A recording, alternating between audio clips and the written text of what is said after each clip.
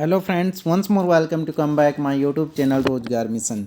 साथियों, आज के इस वीडियो में मैं लेकर के आया हूं आपके लिए उत्तराखंड प्रवक्ता भर्ती से संबंधित यहाँ पर जो अभिलेख सत्यापन का जो कार्यक्रम दिया गया आयोग के द्वारा, तो इसमें आपको स्टेप टू स्टेप आपको क्या क्या करना है, ये मैं आपको इसमें पूरी जानकारी दूंगा कि आपको डॉक्यूमेंट वेरिफिकेशन के लिए आपको कौन कौन से डॉक्यूमेंट जो तैयार करने हैं, आपने कौन कौन से फॉर्म भरने हैं। तो ये समस्त जानकारी आपको इस वीडियो के माध्यम से मिलने वाली। तो साथियों, इस वीडियो से आपको डॉक्यूमेंट वेरिफिकेशन में किसी भी प्रकार की कोई दिक्कत नहीं होगी। मैं आपको शुरू से लेकर के अंतिम तक आपको पूरी जानकारी इसमें दूंगा। तो साथियों देखिएगा।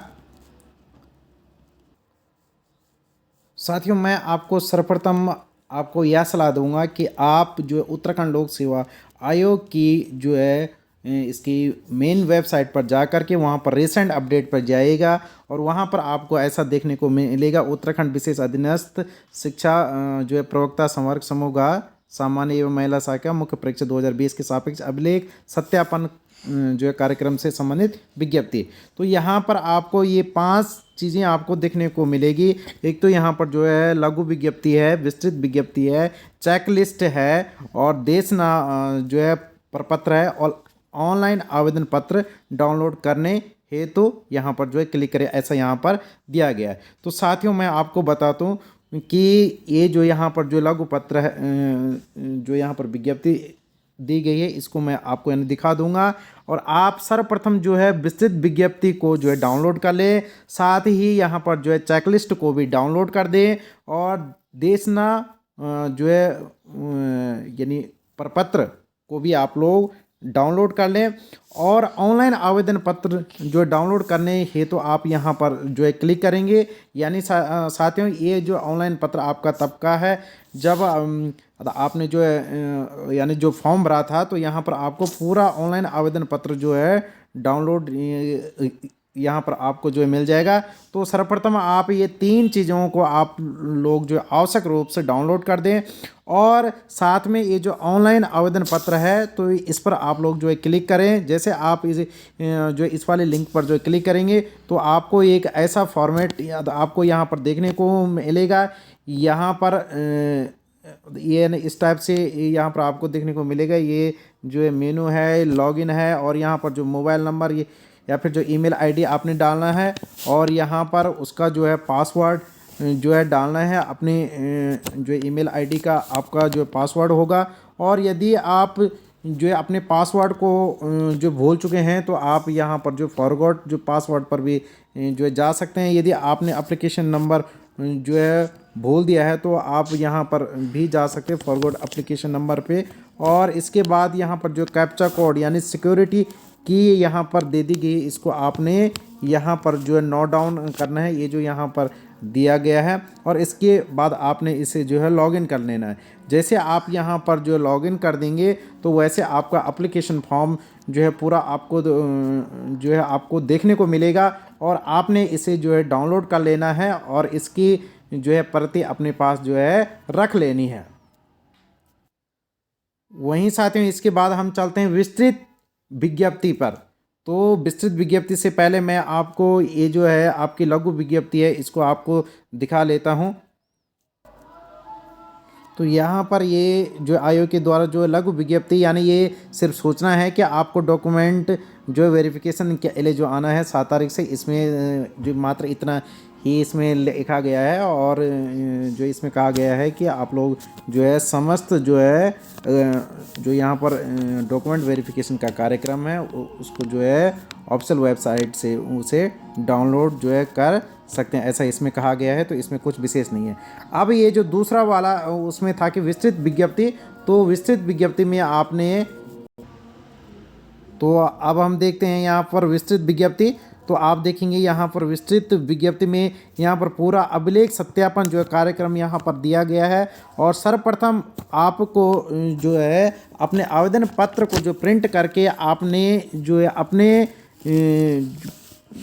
इसको आपने पूरा देखना है कि आपका रोल नंबर जो है किस डेट को यहाँ पर दिया गया है जिसमें आपका अभिलेख जो है सत्यापन होना है।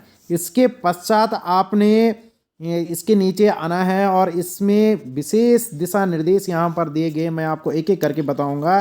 तो इसमें कहा गया है कि आपने जो है 9:30 बजे जो है परीक्षा भवन में उपस्थित होना है, क्योंकि यहाँ पर 10 बजे से जो यहाँ पर डॉक्यूमेंट एंड वेरिफिकेशन का कार्य जो है प्रारंभ हो जाएगा।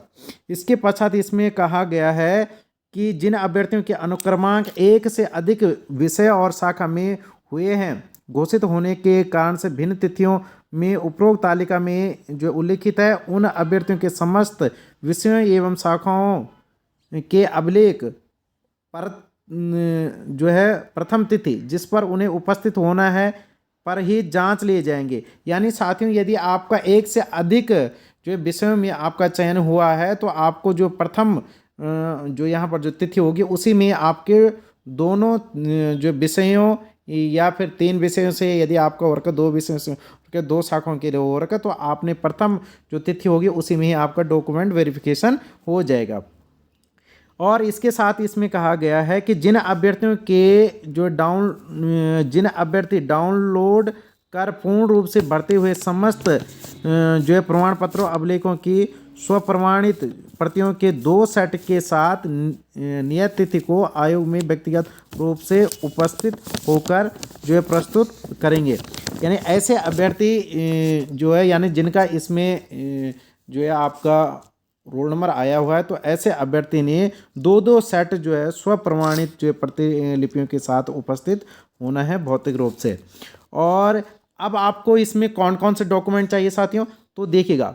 पहले तो यहाँ पर ऑनलाइन आवेदन पत्र जो अनुक्रमांक सहित, तो आप इसे यानी डाउनलोड कर लेंगे, जैसे मैंने आपको पहले ही बता दिया।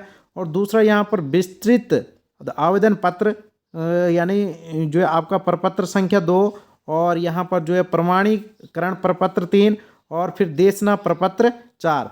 तो इनको आपने जो है पूरा जो है सही ढंग से भर करके आपने लाना है। तो चलते हैं, पहले हम आपको जो है इन्हीं को ही यानी दिखा देते हैं कि ये कौन कौन से जो है प्रपत्र हैं जिन्हें आपने जो है भर करके लाना है। तो साथियों, आप इसमें देख रहे होंगे कि ये आपका प्रपत्र संख्या 2, तो इसमें प्रपत्र संख्या 2 में यहाँ पर आवेदन पत्र जो नाम से ये यहाँ पर दिया गया है, तो इसको जो है अभ्यर्थियों ने स्वयं भरना है। यहाँ पर आपका जो रोल नंबर होगा, रोल नंबर आपका वही होगा जो आपने जो मुख्य परीक्षा या फिर जो आपने जो प्रारंभिक परीक्षा दी है, तो उसका रोल नंबर सेम ही है। यहाँ पर पद नाम है दे रखा है, यहाँ पर विज्ञप्ति संख्या और दिनांक जो है आपने लिखना है। यदि आपको विज्ञापन संख्या का जो पता नहीं है, तो ये आपको उसी दिन ही वहीं पर जो है पता चल जाएगा लोक सेवा आयोग में। यदि आपको पता नहीं, वहीं जो अभ्यर्थी का नाम हिंदी में, इंग्लिश में, जन्मतिथि इत्यादि, यहाँ पर ये पूरा आपने इस फॉर्म को जो है भरना होगा। और यहाँ पर आप देखेंगे वैवाहिक की स्थिति और ये अनिवार्य शैक्षिक अर्हताओं का पूरा विवरण, इसमें हाई स्कूल, इंटर और स्नातक, प्राय स्नातक आदि का जो वर्ष, शाखा और ये जो भी आपका है पूर्णांक है, प्राप्तांक है, ये आपने इसमें भरना है। इसी प्रकार से अधिमान्य अर्हता यदि आपके पास कोई है हो तो उसका भी यहाँ पर आपने उल्लेख करना नहीं है, तो आप इसे छोड़ सकते हैं। वहीं पर पूर्व और वर्तमान नियुक्तियाँ, सेवाओं का पूर्ण विवरण कि क्या जो है आपने इससे पहले जो कोई अन्य जो है सेवा भी की है किसी विभाग में, तो आपने उसका जो है पूरा यहाँ पर उल्लेख करना है कि आपने कब से कब तक किया है, सेवा का प्रकार क्या था, टेम्पररी में थे, आपके रेगुलर में थे, आपका वेतनमान वहाँ पर क्या जो है रहा था, नियुक्ति स्थान क्या है, ये समस्त जानकारी आपको देनी है। वहीं क्या आप पर कोई जो किसी भी प्रकार का दंड जो है लगा है कभी, या कोई आप पर जो है वाद विवाद हुआ है, तो उसका भी यहाँ पर आपने जो है उल्लेख करना है। और लास्ट में यहाँ पर घोषणा पत्र जो आपने इसे भरना है। यहाँ पर अपना नाम, पता, हस्ताक्षर इत्यादि जो अंगूठे के जो है यहाँ पर आपने निशाना लगाना है, दिनांक, और यहाँ पर जो है संलग्नों की संख्या आपने जो है यानी लिख लेने हैं कि आपने क्या क्या जो यहाँ पर जो है संलग्न किए, जो आपने यहाँ पर जो योग्यता बताई है उससे संबंधित आपने क्या क्या जो है संलग्न किए हैं, तो उनका यहाँ पर आपने पूरा विवरण आपने देना है। इसके साथ आप देखेंगे यहाँ पर जो है प्रपत्र 3 में यहाँ पर जो है प्रमाणीकरण जो है प्रपत्र यहाँ पर दे दिया गया है। जो अटेस्टेशन फॉर्म, तो इसमें भी आपने पूरा रोल नंबर जो है आपका भरना है, नाम इत्यादि, इसमें जो जो जानकारी आपको दी गई है इसमें भी ये हाई स्कूल इंटर का पूरा विवरण आपको भरना है। इसी प्रकार से यहाँ पर जो देशना पत्रक दे दिया गया है, ये आपका जो है प्रपत्र संख्या 4 है। तो इसमें भी आपको यानी इस फॉर्म के अकॉर्डिंग आपको भरना है। ये सभी जो है डाउनलोड हो जाएंगे। इसमें भी जो है पूर्व नियुक्तियाँ जो है आपकी क्या क्या रही है, और साथ में इसमें आपको जो है चेकलिस्ट भी आपको भरनी है। तो ये जो आप इसमें देखेंगे चेकलिस्ट भी आप लोग यानी डाउनलोड जो है कर देंगे चेकलिस्ट का, और वहाँ पर जो ऑप्शन आपको दे दिया गया है, तो वहाँ से आप लोग जो है चेकलिस्ट कर दें। तो यहाँ पर आपने क्या करना है, रोल नंबर लिखना है और विषय एवं शाखा लिखनी है। ये अब इसमें आप देखेंगे कि इसमें दिया गया कर्म संख्या प्रमाण पत्र का विवरण दे रखा है, संलग्न है अथवा नहीं है। तो जैसा कि मैं इसको यानी 2-3 पढ़ूंगा।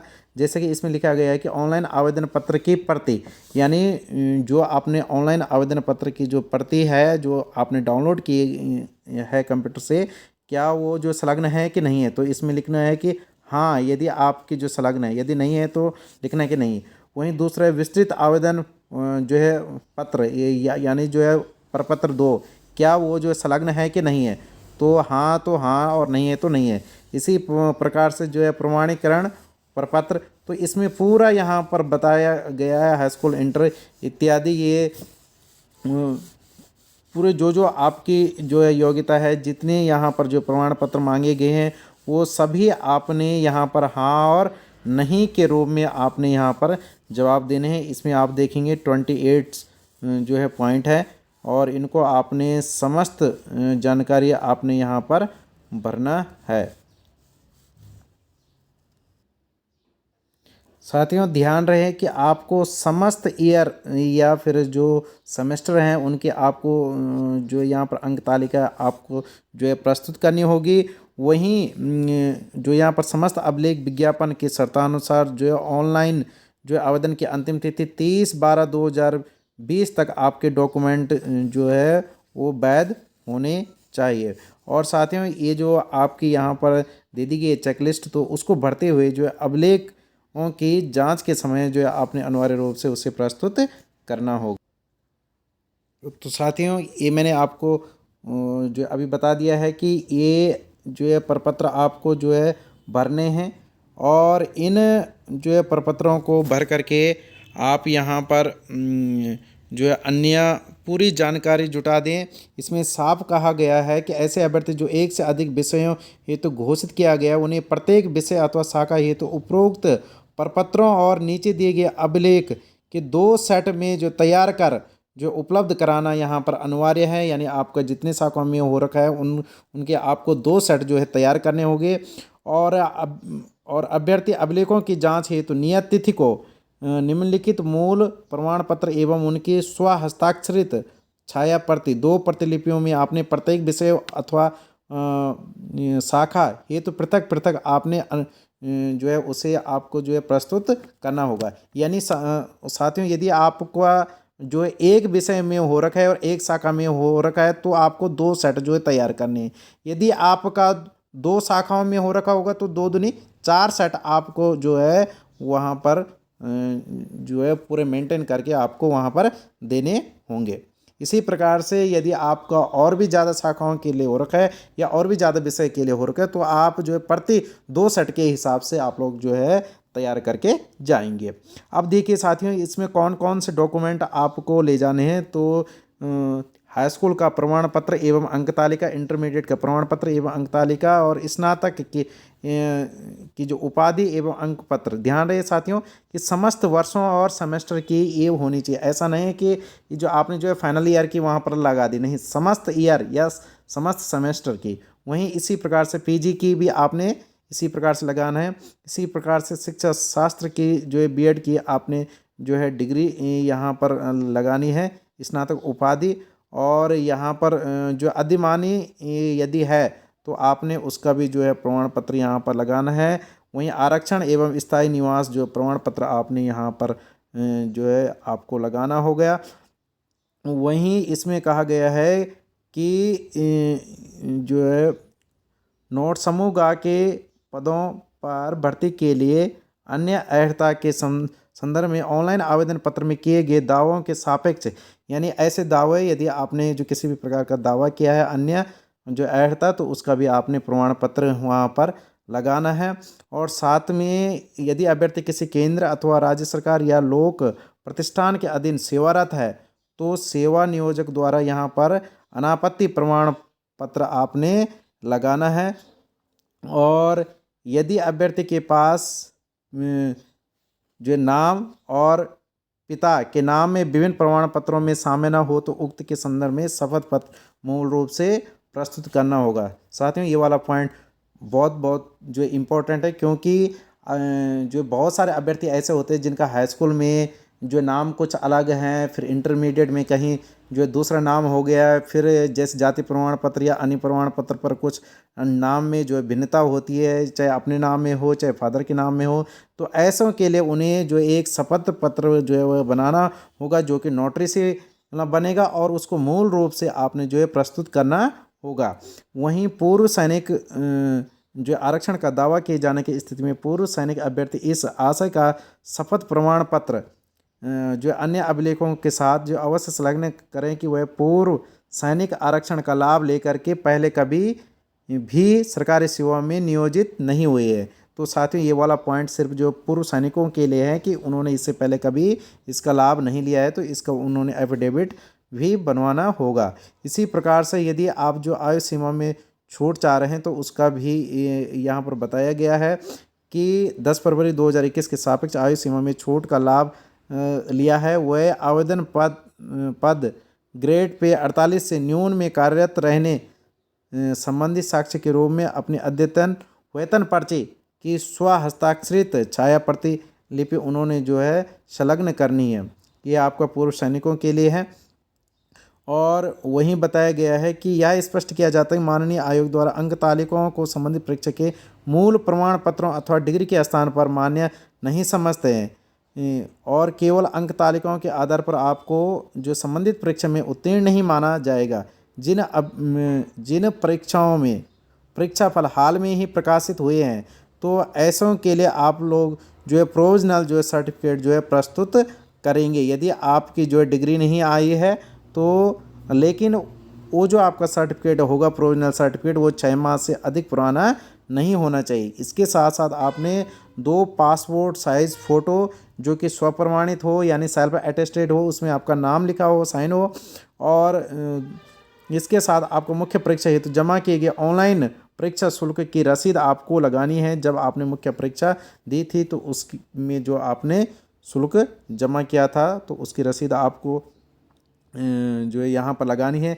ऐसे अभ्यर्थी जो एक से अधिक विषयों और शाखाओं में सफल घोषित हुए उनके द्वारा ऑनलाइन में भरी गई प्राथमिकता सूची की प्रति एक बहुदिव्यांग श्रेणी से संबंधित अभ्यर्थी द्वारा संबंधित विषय की बहुदिव्यांग की उपश्रेणी के ऑनलाइन अंकन से संबंधित प्रिंट आउट की प्रति।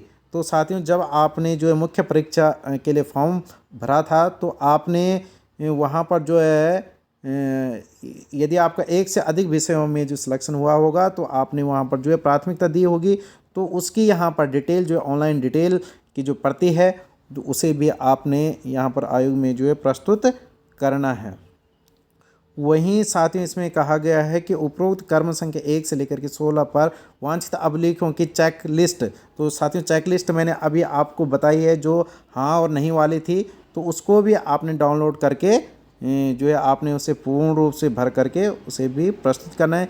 यदि अभ्यर्थी अभिलेखों की जांच हेतु नियत तिथि को जो आयोग में उपस्थित नहीं हो पाते हैं तो उनको अंतिम चयन जो है परिणाम से जो है रोक लिया जाएगा। यदि अभिलेख सत्यापन की निर्धारित तिथि को जो अभ्यर्थी द्वारा ऑनलाइन आवेदन पत्र में किए गए दावों के अनुरूप जो है अभिलेख को नहीं दे पाते, प्रस्तुत नहीं कर पाते हैं, तो ऐसे अभ्यर्थियों को 7 दिन का अतिरिक्त टाइम दिया जाएगा।